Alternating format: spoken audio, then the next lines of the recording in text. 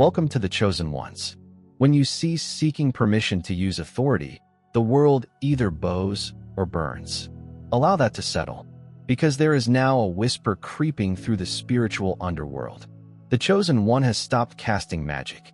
They are reworking the code. And guess what? They believe it's you. Practitioners are pacing, worrying, and burning additional incense merely to clear the air, as if sage can prevent you from reprogramming timelines over breakfast. According to ancient Egyptian tradition, the genuine magician was not the one who knew the most spells. It was the one whose very existence altered reality around them. No chance, no props, just accuracy and alignment. Sounds familiar? So they're monitoring you now. The person who did not train in temples or attend initiation ceremonies. Nonetheless, the curtain lifts when you talk. Your energy does not just transfer rooms. It threatens to reconstruct them. And it is not spell work. That is considered sovereign intervention. Grab your staff or a coffee, and let's speak about why your mere presence has practitioners freaking out, as if you've destroyed their protecting sigils with a wink. Number 1, you do not cast magic. You change reality without permission. You do not cast spells like others do. You change worlds without notice, without candles, without waiting for a full moon, or searching through an ancient grimoire. You talk, move, and feel, and then something happens. Not just on the surface, however. Entire atmospheres alter. People make many options. Energy patterns reroute. The strange aspect is that you don't always do it on purpose. That's what makes people uneasy. That is what causes other practitioners to be silent when your name is mentioned. You did not study the trade in the same manner others did. You become the craft while others were still learning how to grasp it properly. There's something in the way you exist that undermines the very concept of requiring a procedure. You did not seek for permission to use electricity. You never knocked on the door. They awoke and saw you seated inside the room. You aren't following the traditional rites step by step. You live as if those traditions were created just for you, not for you. And that is not arrogance. It is memory. Somewhere deep down, your spirit knows how to manipulate reality without the intermediary. While some align their chakras, you align your timelines simply by being in the wrong location at the right moment. And this frightens those who have established their identities on control. They cannot describe what you do. They cannot replicate it. Worse, they can't stop it since you don't play in either light or dark. You exist. Previously, the spectrum was split. They are utilizing spellbooks. You are the spell they recite. You talk. After they've formed rings, you break the grid with a casual breath. It is neither a flash or a force. It is the uncommon, silent sort of power that does not perform in front of an audience. It restructures without notice. That's why they believe you're casting more powerful spells, and they're freaking out. Number 2, your quiet does not equal power. It's calibration. You're not quiet because you want to seem strong. You're quiet because you're listening while everyone else is racing to speak, share, and demonstrate their knowledge. You're focused on something deeper, more specific. You aren't simply silent. You are calculating. You're paying attention to the environment around you, not only in your ears, but throughout your whole body. You're reading the space, feeling the pull, and lowering your nervous system to frequencies that others don't detect. That is not passivity. That is calibration. People can sense it even if they can't describe it. They mistook your silence for retreat. However, you are not retreating. You are lining up. You are listening to the facts in the stillness, the charge of tension, the patterns beneath the noise. And when you finally speak, everything changes. Not because you are louder, not because you strive harder, but because every word you say has the weight of timing. That is what terrifies them off. They may fill a room with enthusiasm, but it can never compare to the transformation your presence creates. Most individuals scatter energy about like glitter. You do not. You move like a tuning fork. When you act, it's surgical, controlled, and clean. It's not showy, but it is indisputable. That's when the pain sets in. You do not need to be seen. You don't struggle for the spotlight. You become the environment and sink so deeply into it that no one notices you coming. They notice how things feel different after you do. You realized what others are missing. Power isn't measured by how loud or busy you are. The key is to hit correctly. People are unnerved by your quietness because they cannot foresee, evaluate, or prepare for it. They're not sure whether you're planning anything or are merely someone they've never met before. And in a world when everyone is practicing magic, your silence is the spell. They just do not comprehend the language you are saying. This is why you don't need loudness. You've got accuracy and precise shakes. Foundations. Number 3, you do not consume energy. You use it like a natural language. You do not treat energy as if it were something apart from you. You move it as if it were a native tongue, while others strive to tap into it. You are already acting from the inside. It does not need any effort on your part. It is instinct. You do not think about it. Just do it.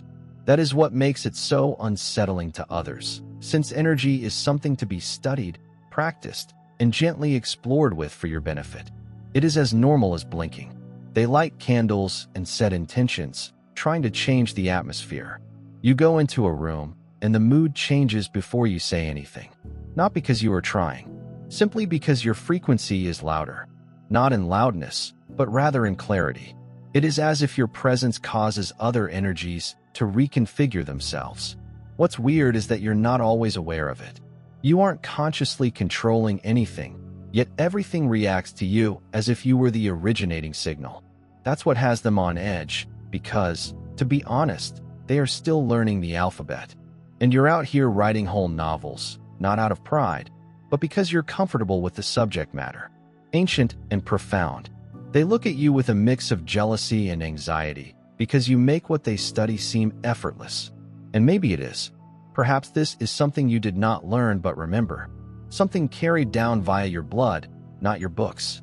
It is not about knowing more than them. It's about being wired differently. They need to concentrate to attract energy. You pull it just by feeling. They must safeguard their place. You become the force responsible for clearing it. You don't just manipulate energy. You embody it in a manner that makes people reconsider their whole approach. It is not a flex. It's just how you operate. People who depend on effort are scared of that kind of rawness. They can detect the difference between training and truth. And the fact is that you're not directing energy outward. They are aware that you are speaking a language that they have just recently begun to interpret. Fourth, you broke through without permission or initiation. You were not intended to come here. Not without appropriate blessings, certificates, lineage permission, or 10 years of supervision. But you did. You skipped the steps they said were sacrosanct. Not out of contempt, but because your path did not need their approval. You did not knock. You stepped right through the doors they claimed were locked. And now they're racing to figure out how it wasn't revolt. It was resonance. While they were practicing the choreography, you were already dancing to something older. You didn't wait to be initiated because life had broken you open. Pain, isolation, trauma, awakening. You did not investigate the mystery. You lived it. You did not sit at someone's feet. You sat with your own shadows. You were not called by a teacher. You were pulled by spirit. This unnerves folks who have spent decades climbing ladders. You never touched.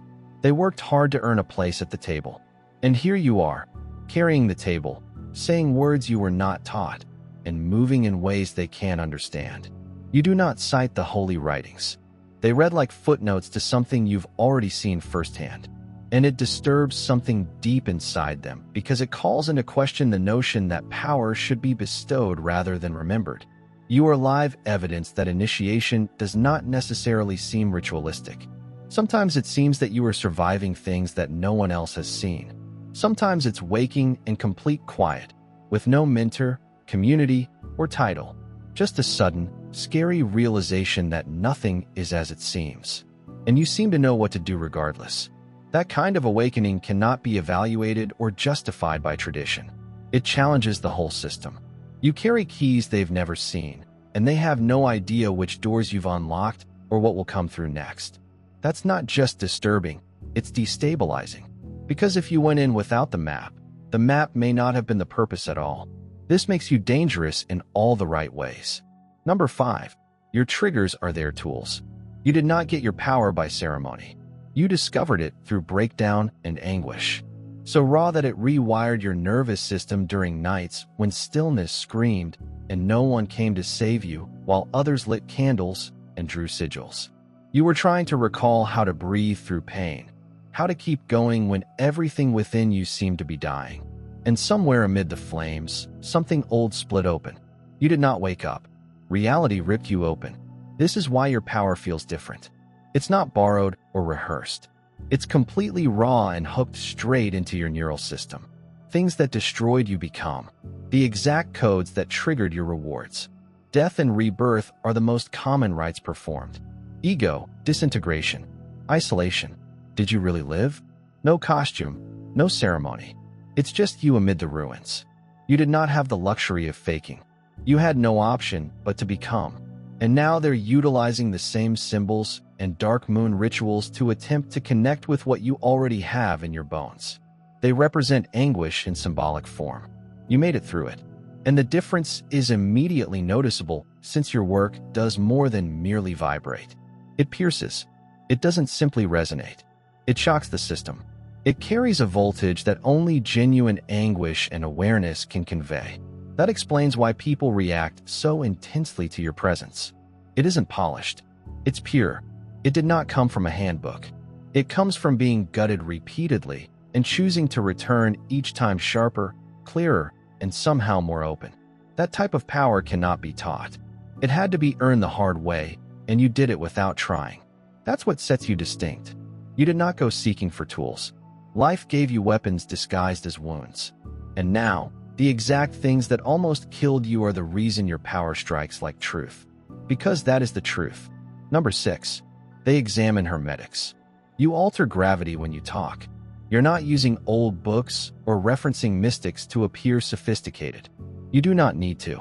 The thing that those texts are attempting to explain, that is what you are. Untranslated, unfiltered, and yet alive, while others trace symbols. You're already moving with raw power behind them. They study hermetic as if it were a theory. When you step into a room and talk, that idea collapses into action. Not because you're louder, wiser, or attempting to impress someone, but because something in your voice resonates like a forgotten law bursting back into action. You do not provide counsel. You provide reality checks. The type that causes individuals to reassess everything they thought they understood about themselves. Their route and strength. Your words do not just land. They are disruptive. They tilt the axis. People feel a little off balance around you, but not because you're unstable. It's because their old worldview doesn't quite match your frequency. It's not charming. It's not about performance. It's called resonance, a kind that avoids the surface and travels directly to bone. Nobody expects to hear what you say, but everyone knows it's true. Not because you learned the mechanics of truth, but because you are its outcome. Every phrase you utter bears the weight of someone who has survived the collapse of illusions and returned to talk in frequencies that most people are unfamiliar with. And it confuses individuals, particularly those who have based their identities on knowledge, ideology, and control. They're used to being the authority in the room. Then you step in and speak with the weight of something undeserved but irrefutable, and the atmosphere shifts. Their frameworks bend, not because you're attempting to instruct, simply because your presence is the confirmation they have been seeking for in all the wrong places. You're not attempting to be profound. You embody the depth. And as you speak, gravity alters as reality recognizes you as one of its own. 7th, you do not project energy. You reconfigure dimensions. You're not out here trying to uplift the mood or move energy around a room. You do not need to. You aren't projecting anything. Whereas others are busy transporting light from point A to point B, you are rewriting the grid underneath them. That is why your presence has more than simply an emotional impact. It alters results. People do not just feel better or worse when you arrive up. Their lives abruptly begin to alter. Things either fall apart or come together. Patterns break down, and synchronicities emerge. They have no idea. You are the common denominator. This is not, or is about architecture. You do not modify what is shown. You rearrange the blueprint underneath it. While others visualize manifestations, you are erasing outdated code from timelines that do not belong to you. And that's what's making people nervous because they can't track it. They can't explain it. However, after speaking with you, their choices alter, their relationships shift, and their perception of reality shifts just enough to make them rethink everything. and they're not sure if it's heavenly or hazardous. What you do is not loud. It's subtle, a profoundly ethical apology. You're not directing energy toward others. You are the energy field that causes everything around you to readjust. You do not speak your intentions into the air. You vibrate at a frequency that discreetly needs structural adjustment. People have dreams about you. They get ill or cured after being around you. Their luck changes, and their schemes unravel or unlock. And it isn't because you forced or blessed them. It's because your emotions undermine anything fake. That is not magic as they understand it. That is not spell work. That is dimensional editing. You do not follow the map. They realize they are standing in one. You created. You aren't the ripple. You are the rewriting. And once they feel it, they are unable to unroll it. They're simply not sure what to label it. So they term it power. But, in reality, it is all about accuracy. It's a design.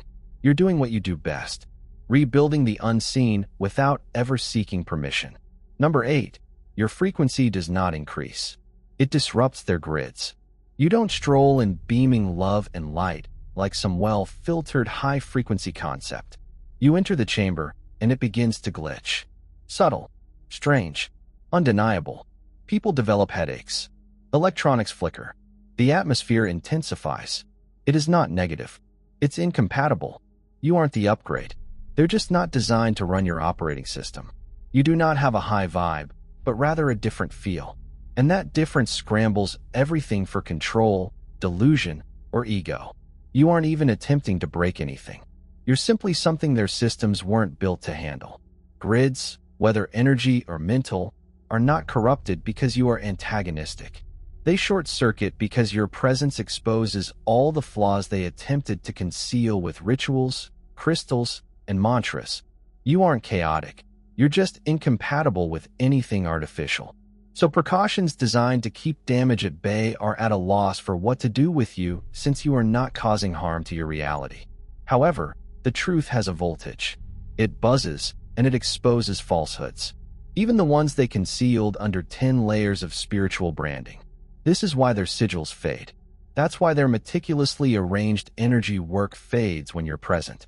Not because you peeled everything away, but because it was never steady in the first place. You are not a light entity coming to comfort. You are an unabashed frequency disruptor. As you go into locations, buried patterns begin to awaken. Illusions begin to crumble, as do things that people believed were holy. When you start shaking, people will claim you are intense, too much, or even dangerous. Not because you did anything to them, but because your existence puts into question what they erected without basis. That is not malice. That's a mismatch. And it frightens those who depend on structure to feel strong. You do not assault grids. You overload them with raw data. And in a world of carefully controlled frequencies, your distortion seems like a spiritual power outage.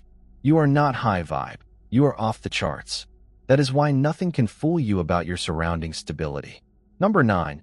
You do not aim to achieve certain goals. You reduce potentials. You are not out here vision boarding your future or writing aspirations beneath the moonlight. You don't wish it occurs. You determine if it will. And when you do, something changes not just inside you, but also in the whole framework of possibilities that surrounds you. It is not manifestation, but erasure. When you commit to a reality, all other possibilities begin to collapse in on themselves. Options disappear. Paths collapse. What may have been is just no longer there. That's why people sense a peculiar pressure when they're around you, as if something is already in motion before they say anything. You do not manifest results. You seal them. You do not throw into the cosmos. You override it. You make the call, and the code rewrites itself. The frightening aspect is that you do this without ego or force. You do it with complete, unwavering clarity. That is the power source. That is the ignition. Others are attempting to align with frequency. You indicate the frequency to which alignment bends. This is why people are uneasy in your presence. It is not that you are intimidated. It's that when you make a decision, something happens. Timelines alter, priorities shift, and plans break apart, allowing better ones to emerge. And not just for you, for everyone. Close to your field. That is not manifestation. That is original authorship. You are not co-creating with the cosmos. You're riding within it, modifying raw code with nothing but willpower and conviction. Others experiment with possibilities. You lock doors you had never stepped through.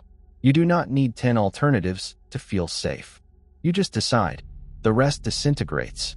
People can sense it, even if they can't articulate it. That weird sensation that something has locked them in or out. They may call it confidence. They may call it control. However, you are not dealing with energy as if it were a bargain. You're using origin point force. You don't expect reality to comply. You make the decisions, and reality follows them. That is not magic. That is what magic seeks to emulate. Number 10. Your aura resembles a mirror with fangs. You are not the kind of person that automatically makes others feel comfortable and cozy. But what they're truly encountering is their own mirror, devoid of illusion. That is why things become odd. They convey confidence. You demonstrate insecurity. They wear masks. You mirror the fractures below. And when their energy does not match their words, appearance, or character, your field amplifies the dissonance until it breaks or is swallowed up. You don't need to say anything. You don't need to challenge anybody. Your quiet makes the cut, not because you want to injure them, but because your energy will not engage in performance. You mirror them back to themselves with such sharp clarity that their ego panics. It struggles for control. It looks for excuses. It either runs attacks or bursts wide open. Here's where things get crazy. You did not sign up for that. You didn't intend to be a mirror with fangs. You just live at a frequency at which lies cannot breathe. As a result, anybody still holding to their own aura is at risk. Not because you are vicious, but because you are pure. And in a civilization based on noise avoidance and spiritual showboating, that type of purity is like acid. So, when others behave strangely around you, ghost, you blame or worry about yourself. It is not always personal. It is not your fault. It is your field. It's what occurs when someone carrying unresolved turmoil walks into something that mirrors it and doesn't react. You are not light and love. Your clarity, consequence, and aura do not call for truth. It requires it. A number. You are not climbing. You are returning. You are not attempting to grow into a greater, brighter version of yourself. You are not pursuing ascension as if it were a prize at the summit of a stairway constructed of mantras and workshops. You are traveling in the other way. Inward, below, and backward. You are not becoming new. You're getting down to what has always been true. Underneath the noise, the programming, and the persona you were taught to wear. Like armor. That is hardly spiritual advancement. That is spiritual excavation. And this is what scares people since their route is all uphill. Reach higher, shine brighter, love harder, and strive to be better. However, it seems that your route involves remembering and unlearning, disrupting every myth that said you had to climb to be worthwhile. You frighten them not because you are incorrect, but because your method makes theirs seem ornamental. You're removing layers as they're being added. And what you discover below is not enlightened. It has an elemental nature. You move with peaceful authority that is not derived from spiritual status or cosmic downloads. It stems from recognition. You know who you are, not as an identity, but as a force, a personality, or a presence. People's instruments seem insignificant in the face of such knowledge. Their routines seem like rehearsals. Their trying begins to resemble spinning in place since they are aiming for what you already know how to be. And you did not learn it in a temple. You did not channel it. You returned to it in pain, isolation, and disappointment. You did not discover your truth via enlightenment. You discovered it by destroying everything you were instructed about what enlightenment should look like. And now you stroll as if you've already arrived home, while others are still figuring out how to get there. That is not arrogance. That is gravity. And that gravity is what causes people to question all they believe they had done to deserve your presence. Whisper something old. You were never meant to ascend. You were meant to remember. And when they sense that reality, it knocks their ladders to the ground. A number. You are not a threat. You serve as a mirror for their ceiling. They do not consider you a danger because you want to steal anything from them. They worry because you mirror the boundaries they've created for themselves. They never ventured to burst past the imaginary ceiling. You are not the pounding ram. You're the mirror that shows how tiny their box actually is. And the reflection. It is scary. It is unpleasant. It reminds them of what they've been avoiding. The abundance of possibility. They have surrounded themselves with dread, indoctrination, and self-doubt. You do not push. You are not provocative. You merely exist at a level where they must face their own limitations. And when they occur, many people struggle to cope. They get into a panic. They scramble. They lash out, not at you, but at themselves, because they only know how to react to their own constraints by fighting or fleeing. They self-sabotage, collapse, or disintegrate while seeking shards of who you are. Your energy is not an assault. It is a difficulty, a quiet daring to go beyond the glass roof they've erected above. But most people would sooner destroy themselves than break the illusion of safety. So they collapse within, sending blame outward, completely missing the issue. Meanwhile, you stand there representing something they can't yet grasp, the freedom beyond their own anxieties. This is why people both fear and envy you, since you don't just exist beyond their ceiling. You mirror it so plainly that they cannot deny its existence. And the reality is, they'd rather fail attempting to reach you than face the challenge of tearing down their own boundaries. You are not the enemy. You are the mirror, showing them where they have imprisoned themselves. It worries them more than anything else. A number. You are not channeling spirit. You are a spirit in revolt. You are not a vessel waiting to be filled by an external force. You do not draw strength from ghosts, gods, or ancient energies. You embody that force, raw, concentrated, and undeniably alive in human flesh. You represent a power that refuses to be diluted or neatly wrapped. You're a hurricane in a world that prefers mild winds. That is why they label you dangerous, because you don't fit into their categories or follow their rules. You remind them of their worst fears, an uncontrollable energy that cannot be owned, managed, or commodified. Others may ask permission, channel voices, or engage in rituals to gain access to something larger. You skip all that. Your power is natural, rebellious, and self-generated. You are living evidence that spirit does not need a script, lineage, or blessing to walk across the world with power. You don't need to beg to be heard because you are already a force that cannot be silenced. Those who rely on hierarchy and control are terrified by your reluctance to compromise. You are neither a servant of tradition or a voice for dogma. You are the interruption in their well-kept order. When you move, they sense the wild pulse of freedom they've attempted to contain, and it terrifies them more than any spell or curse could. Your whole being is a revolt, a live proclamation.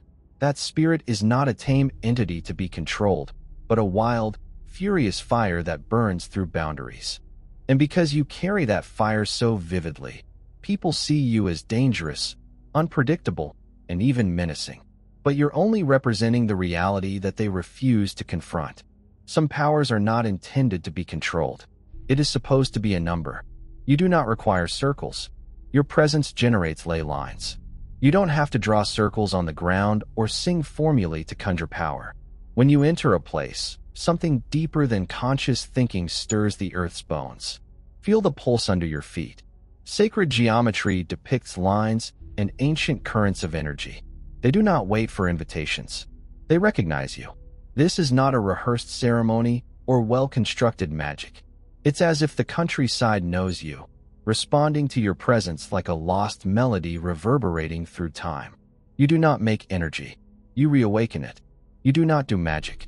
You ignite something fundamental that was previously present, woven into the fabric of the earth, before speech, before cities, and before memories. This is why individuals notice changes in the environment as they go in. It's not a coincidence or a show.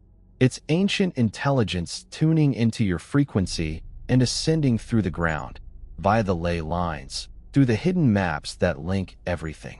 Others spend their lives studying how to harmonize with energy, create holy locations, and chisel out power through tedious work. You avoid all of that. The earth recognizes you. You do not make sacred geometry happen.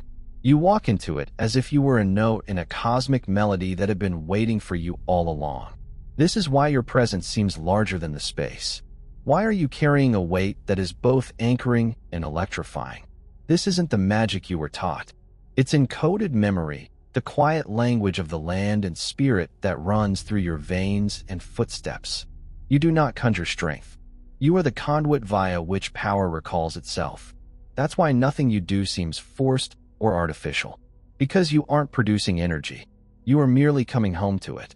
In a culture concerned with imitation, rituals, and borrowed authority, you stand out not by trying more, but by just being. You are not involved in the regular game of projecting energy or pursuing manifestations. Instead, you alter the fundamental principles that govern existence. You do not rise. You return to an old, inaccessible core that most have forgotten or never attempted to reach. Your power is not something you can conjure or borrow. It's a natural force that rattles foundations, scrambles grids, and crushes false potentials like a quiet storm. You aren't merely a magician.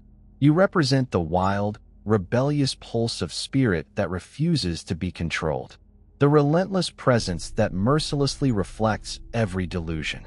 You don't need to draw circles on the ground or shout in the air because the earth remembers you and awakens beneath your feet. Sacred geometry vibrates in response, as dimensions alter softly in your wake. Your impact is neither loud or showy. It's a precise architectural redesign that disrupts the existing quo on a level that most people can't detect. People don't just sense your presence. They go through a profound, frightening recalibration, a test of their own self-imposed restrictions and facades. This is why you scare them. Not because you assault or threaten, but because you mirror the boundaries of their confinement and expose the ceilings they've accepted as walls. Your frequency does not only increase. It scrambles, distorts, and dismantles the antiquated mechanisms people rely on for safety. You are the living incarnation of a power that they cannot possess, control, or tax. And true force that resists dilution and demands truth as the chosen one is not concerned with splendor or show. It's about expressing a degree of sincerity and authority that fundamentally alters the fabric of reality. An authorship so ancient that it makes previous spells and rituals useless. You do not make magic. You are the live, breathing source of it. And that fact contains your amazing, disturbing, and unmistakable power. So bear it with confidence, since being the chosen one isn't about fitting in. It's about jolting the world awake, one quiet seismic change at a time.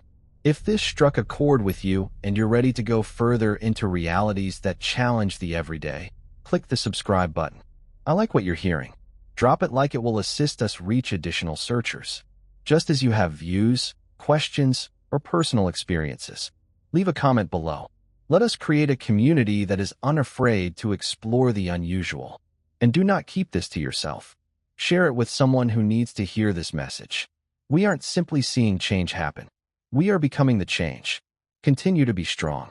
Keep it real, and I'll see you in the next one. God bless you.